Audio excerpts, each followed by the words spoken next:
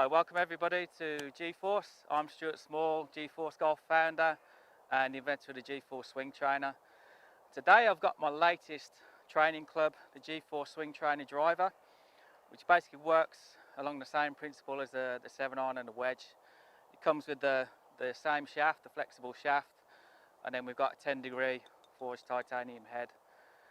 But what I want to talk about first of all, before we start, is some of the key traits that we see in the top players, or really good players that play at your golf club, or friends that you have who play really well. When you look at them, they're doing something very similar, and it isn't the grip, it isn't the way they stand to the ball, or how their swing looks, but they all generate effortless speed. So that's the one key trait that we see in all of these top golfers out there. So I want to make sure that you can sort of understand how to generate this club head speed, because then you're going to find it a lot more beneficial when you're playing to then be able to hit drivers, long irons and hybrids, which people really struggle with, because if you haven't got enough club head speed with a low loft such as a 10-degree driver, you're going to struggle to get the best out of it. Obviously using the swing trainer, this is really going to help, but it's also understanding how to create a lot more speed in your golf swing as well. So if you can get more club head speed, you can create more spin with your driver, your hybrids and low irons, and actually then benefit getting the full distance for that particular golf club. So we're going to look at the keys to generating speed to begin with, and then we're going to move on to some GForce driver training. So why do we need speed in the golf swing, or more importantly, why do we need effortless speed? Ultimately, if you're getting effortless speed, it sort of shows that your mechanics are really, really good, which is what you're going to see in a lot of these top golfers, or athletes, whatever sport or whatever move they're performing. They're doing it with very little effort, but creating a lot of energy, and that's what we've got to try and do in the golf swing. The other benefit of obviously more club head speed is you're going to hit the ball further, which is ultimately what we want to do. It's really nice to see the ball flying down the fairway at the right trajectory. So to do that, again, we need that club head speed, and it is really all down to getting the mechanics of your swing right, which is what I'm going to talk about as well today. Ultimately, it's about swing mechanics, which is really getting your body to move in the right way to efficiently deliver energy into the club head.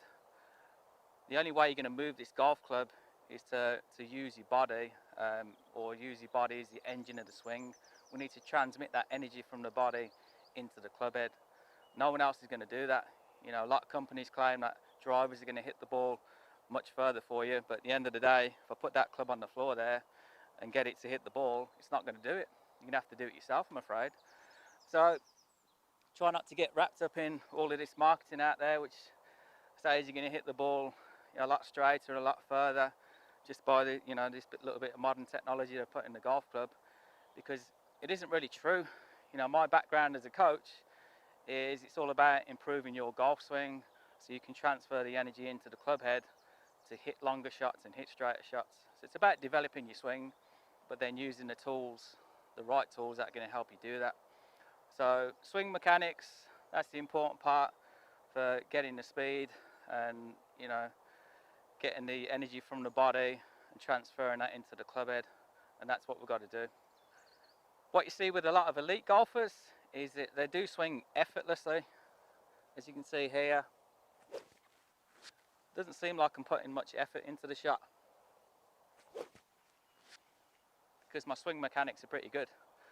The one thing I'm not doing, which is something I see a lot of players doing, is I'm not trying to overpower the golf club. What I mean by that is, once we get this golf club swinging, you need to go with it. A lot of you, when you start swinging the club, you're trying to force it through or trying to steer the club. Yeah, you just need to let it go. You need to sort of whip the club through. That's a good thought to have, really. Feel as though that you're just giving it a nice whip on the way through. Okay, so we're looking at 7 stages to speed. First stage is going to be your posture, right? So the reason why you need good posture is because when you're swinging this golf club, 100, 110 mile an hour around your body, you need to make sure that you've got balance and that you're in good posture. So what we like to see when we set up is we like to hinge from the hip forward, push the backside out, flex the knees a little bit, and then almost feel as though that your weight is just going down through the middle of your feet there.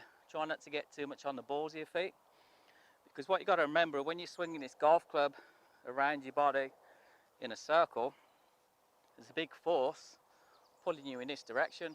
So if you got your weight too far forward, obviously you're going to go with it. What else tends to happen with a lot of players if the weight's too far forward is as you start to get pulled towards the ball, you'll tend to thrust your hips forward in an attempt to maintain your balance coming through. So you'll tend to stand up too soon on the shot like that.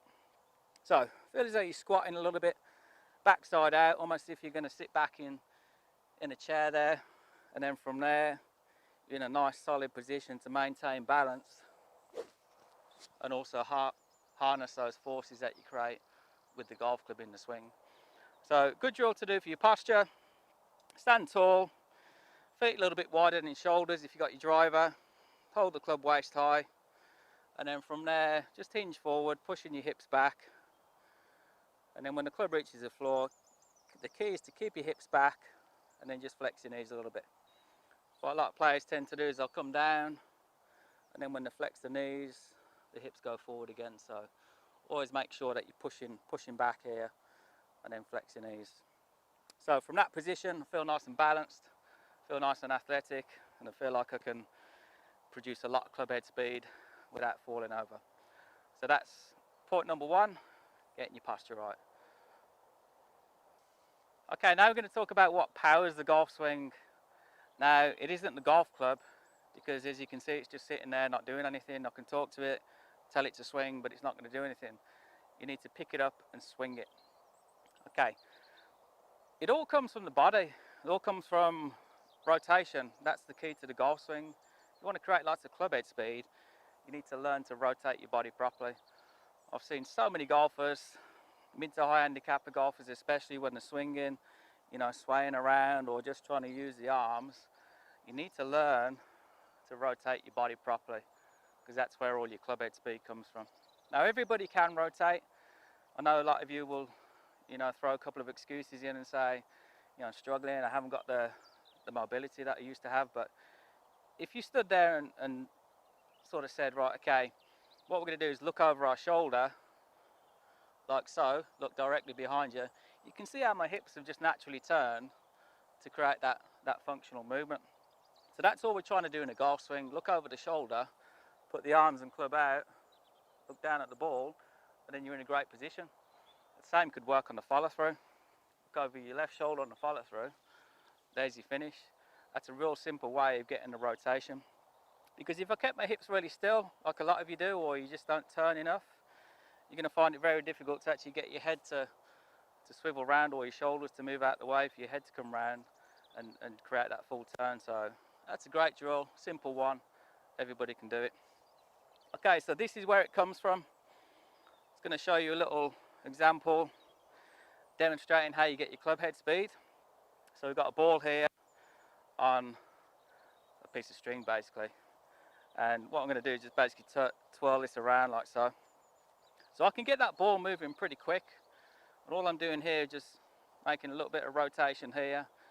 No effort, I don't feel like I'm forcing it, I don't feel like I'm out of breath, and then the ball's twirling round.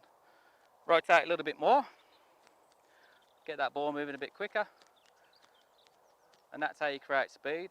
So imagine the ball is the club head, okay, and then this part here where I'm twirling around here, this is the center of rotation. So that's pretty much the center of my chest, rotating back and then through like that. Obviously this is very flexible initially to begin with, but once you start twirling that ball around, you can soon see how I've created a lot of tension as I twirl it around there.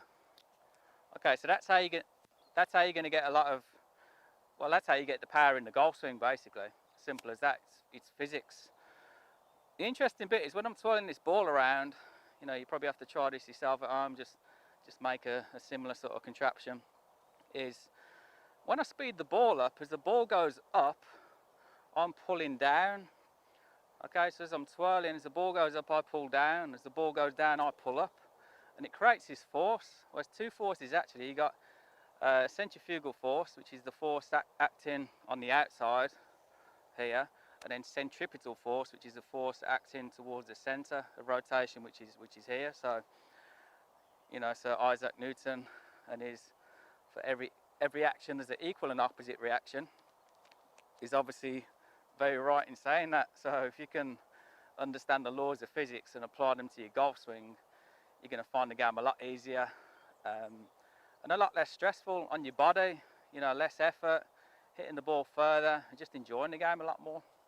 So it's really important to understand the physics, but also looking at how this strap here is obviously quite flexible, and when you start twirling, there's tension in it.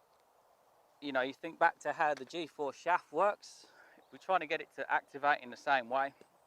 So if you're not rotating very well, if you're swaying around, you're not going to create any tension in the shaft, are you? Because relating it to the string, if we're swaying around, okay, look at that.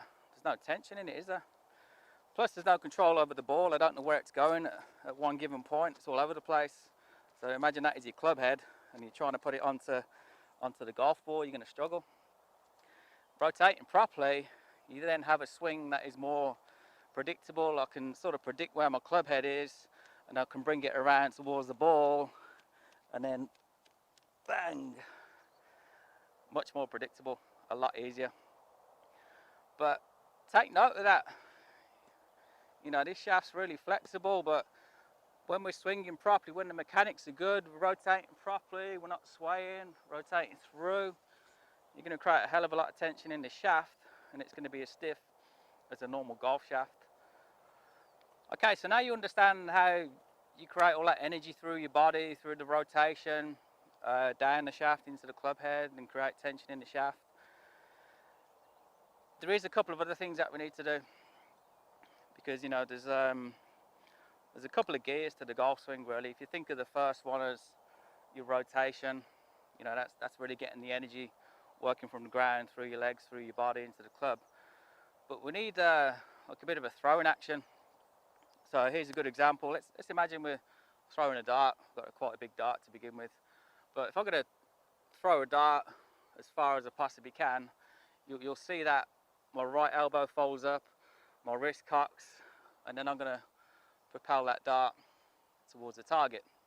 So it's that sort of motion. So you're basically creating these levers here, and as they're straightened out, they're obviously going to accelerate the club even more, because if you imagine if I kept this arm, my right arm straight, then I'm not going to be able to throw it, propel it as far as I am if it's bent.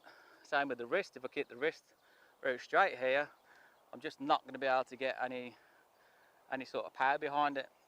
So when I talk about the backswing, I say to a lot of my students, you know, take your setup, get into your posture, hold the club in your right hand, and then just fold that arm up over your right shoulder, you know, as if you're going to throw that club forward, and then from there just make that rotation where you're looking over your right shoulder, like so.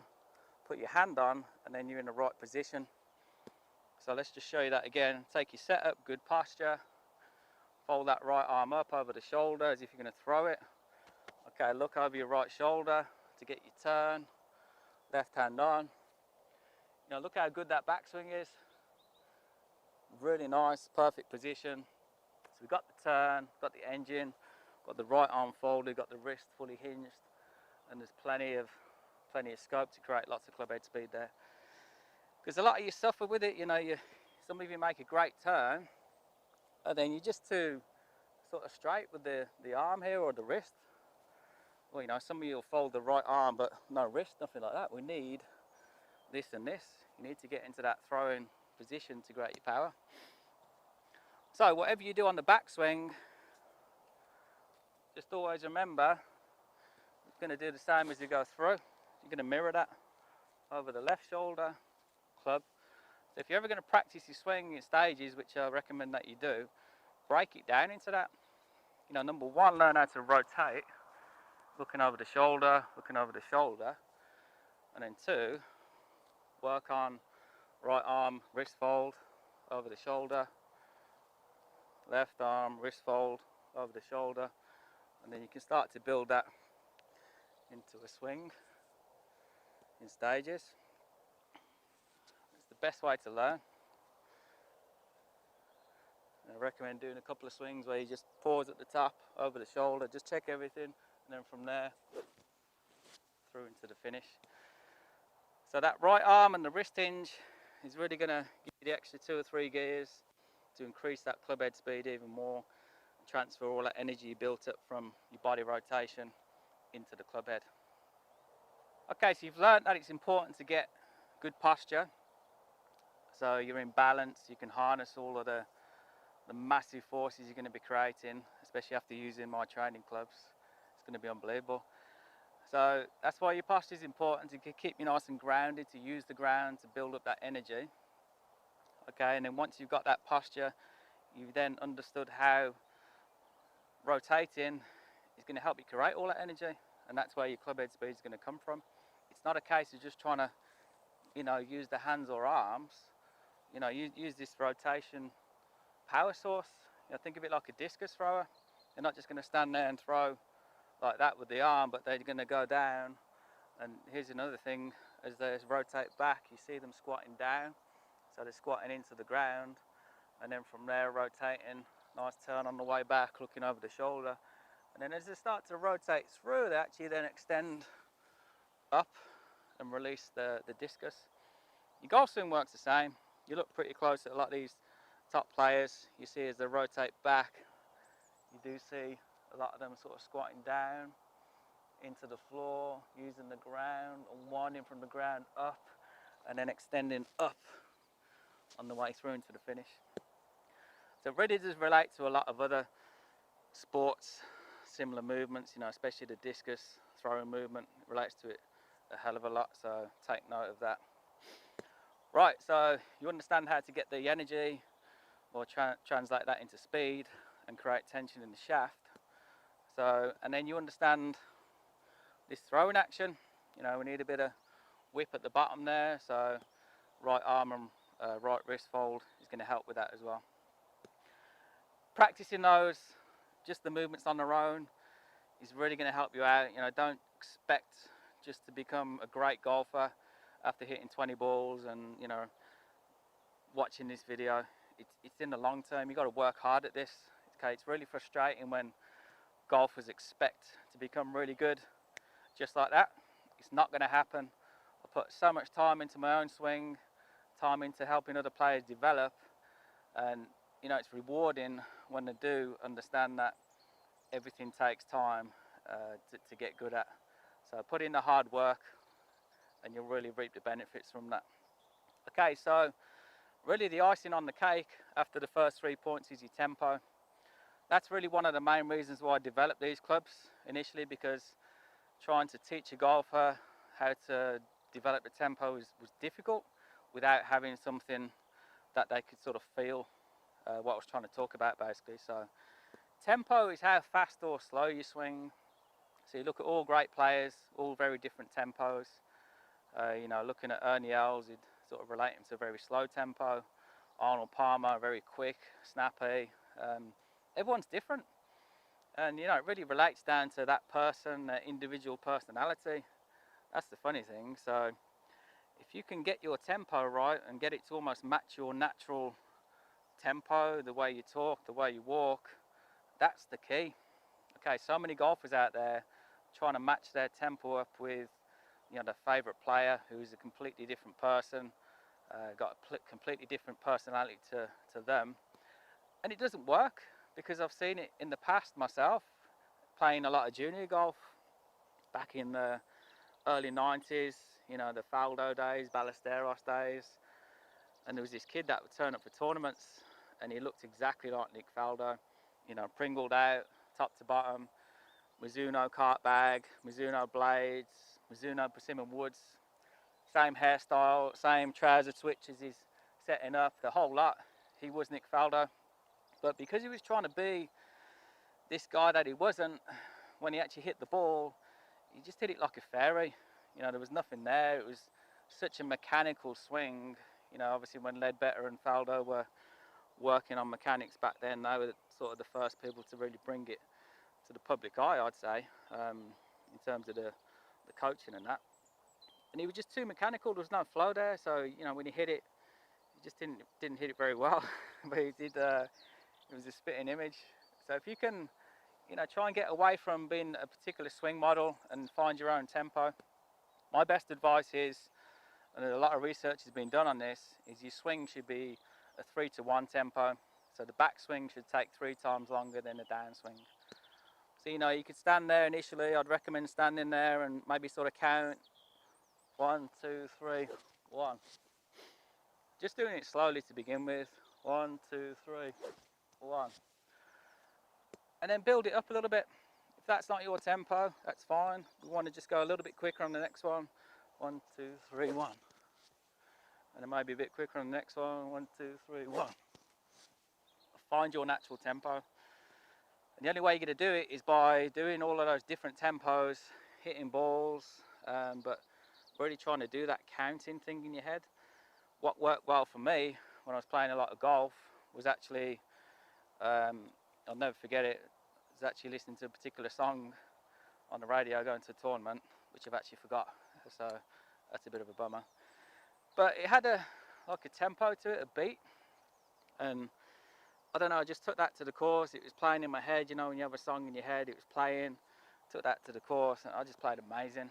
It's just a shame I forgot what song it was. But there's devices out there where, you know, you've got like a tempo beat playing. A lot of golfers will actually listen to music.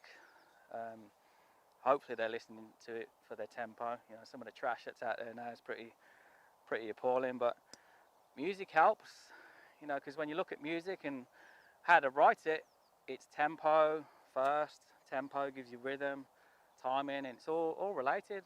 So if you haven't got tempo, you're going to struggle to get everything else. So tempo is actually number one. Now you understand the mechanics, the posture, you know, and how the swing works. We've got to work on this tempo. So 3-to-1 it is. 1, 2, 3, 1. I see a lot of 1-1s. 1, 1. So you're not going to hit it because you're not going to have the rhythm. You're not going to have the sequencing. So really try and work on that. 1, 2, 3, 1. If you can get speed, effortless speed in the swing, learn to develop that first. The rest of it is easy. A lot of you know, get fixed up on trying to do other stuff or overthinking, and it'll really affect how you generate clubhead speed. So you see it in a lot of kids. They're the best ones to look at. You know, you can get really small kids with not much on them. Do you know what I mean? And they can stand there with this heavy golf club, stand there and give it a good old whip on the way through. So it's not just down to being big and muscly or trying to force it. It's really just getting that technique right. And that's why it's good to start young, because you haven't got the muscle to force the club. You know, your kids rely on just sort of turning, lifting that heavy golf club up, and what they tend to do is make a very good golf turn. Because that club is so heavy to them, as they turn back the other way, they just let it drop. They don't do anything here. They're not like adults where when you get to the top, you're trying to pull the club down with the arms first. It's the opposite. The arms and club are the last thing to move. You know, make a key point of this. When you get to the top, we're not trying to pull on the club first, but we're trying to push into the floor here and then start to rotate. So the last thing to move is actually the golf club and your hands, whereas most players, unfortunately, you are moving that first. And this is where this is going to help, because if you get to the top and then you're trying to pull on that club too soon, you'll tend to overload the shaft, so you're not going to get any control out of it. If you look when I swing it, you can see the shaft is very rigid when I swing. I'm not overloading it, because I'm actually starting the downswing from the ground up, and then releasing it on the way through. Because once you've got your posture, your mechanics there, everything working properly, and then you've got your tempo, okay, so you've nailed your tempo. That's the thing you've really worked on, trying to get that 3-to-1 right at the right speed. Tempo gives you rhythm for free, so it gives that smoothness in the golf swing. And you can see that because if I've got a 1-1 tempo, there's nothing smooth about that compared to 3-1, 1-2-3, 1. That's smooth. Tempo gives you rhythm, again, just like music. And then if you've got tempo and rhythm, you've then got sequencing. So that final one, sequencing, which is basically on the downswing, starting from the ground up, transferring that energy up through the body, arms, into the hands, into the shaft, into the club head. So it's traveling maximum speed. That's all of your stages. Those are the keys to speed. So I hope you've enjoyed that. It's really simple. You know, you don't need too much information about it. I've showed you some simple moves, how to set up and how to work and get in mechanics. The tempo is the key, and you know, stick with me. I've got some really good training aids lined up in the future. I'm really going to work hard on improving your game and helping you out using the GForce swing trainers. You know, these are a massive help, and have been improving a lot of people's games all over the world. So hope you can join me soon. I'm going to put out a video very shortly on the driver, and then, you know, specific drills, how to use this to get the best out of your game. Thanks for watching. Catch you soon.